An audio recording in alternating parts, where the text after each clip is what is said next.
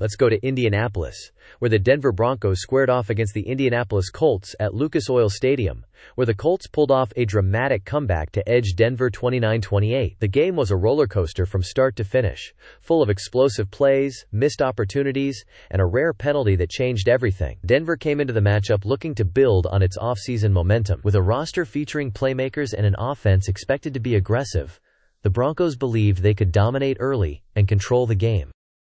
Concerns included protecting their young quarterback and finishing drives when they got in scoring range. Indianapolis, meanwhile, entered with a mix of optimism and caution.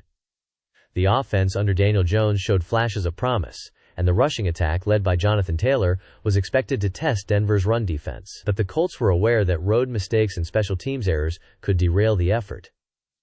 It did appear that the Broncos had the game in hand. They scored early and built a lead entering the fourth quarter. Denver totaled 324 net yards compared to Indianapolis's 473 yards. However, Indianapolis's persistence paid off as Jonathan Taylor broke free for a 68-yard run that shifted momentum and set up scoring. The Broncos cleared multiple red zone opportunities, but failed to convert several drives into extended leads. In the final minutes, Denver missed a field goal wide right that would have given them a two-possession margin, with under 4 minutes remaining. But the climax came via one of the most bizarre endings of the season. After a 60-yard field goal attempt by Indianapolis fell short as time expired, a flag for a leverage penalty on Denver's kick block team negated the miss. The Colts were granted another attempt from 45 yards, which they converted to win the game. In case you do not know, the leverage penalty in the NFL is a relatively rare and often controversial call. It occurs when a defensive player uses another player or any object to gain extra height to block a kick, typically a field goal or extra point attempt. The rule is designed to prevent defenders from gaining an unfair mechanical advantage. In this game, the decisive moment came when Denver's kick block team was flagged for leverage after a missed field goal.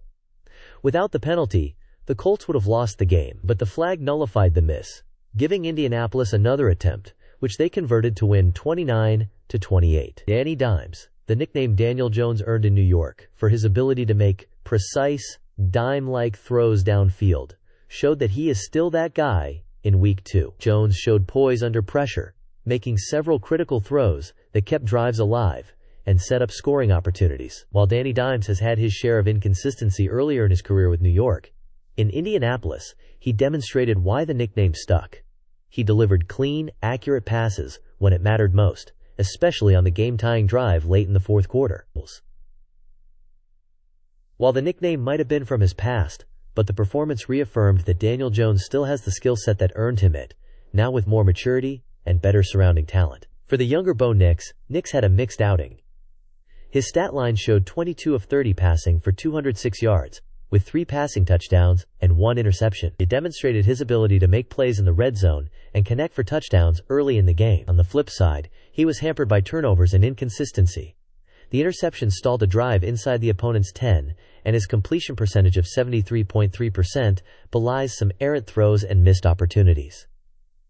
Nix's performance reminds us he has talent and plays with upside, but the erratic moments still creep in, especially under pressure or late in drives. This head-to-head matchup showed control and clutch execution, particularly when facing pressure and blitz-heavy looks, giving the Colts a reliable presence at quarterback in a tight game. Nix showed glimpses of his potential, the ability to throw for touchdowns, make big plays, but his mistakes, particularly the interception and missed precision, underscored the young quarterback versus the seasoned veteran risk. Okay, so maybe it's a stretch to say Jones is a seasoned veteran, but he's far from a rookie. For Jones, the game reinforced the narrative of a quarterback revitalized and thriving in a system that accommodates his strengths. For Nix, the game reinforced that he has a high ceiling, but whether he becomes consistent and mistake-averse will determine how good he becomes.